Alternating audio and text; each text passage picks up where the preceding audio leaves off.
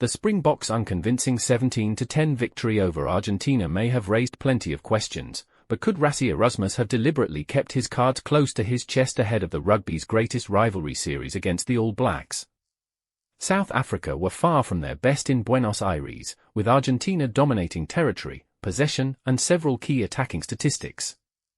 Los Pumas completed 189 passes to the box 147, made 8 line breaks to 4 and produced 226 post-contact meters to South Africa's 211. They also completed 92% of their tackles compared with the visitors' 84%.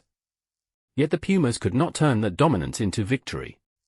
That is where the result becomes particularly intriguing. Erasmus had insisted beforehand that Argentina deserved South Africa's full attention and that looking beyond the fixture towards New Zealand would be disrespectful.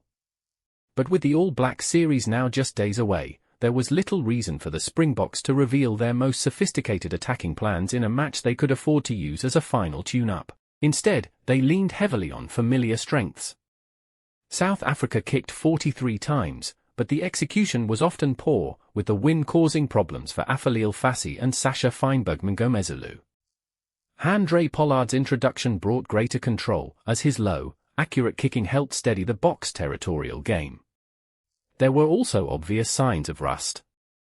Several key players were returning from injury or lengthy spells without Test rugby, making cohesion difficult and limiting the attacking threat.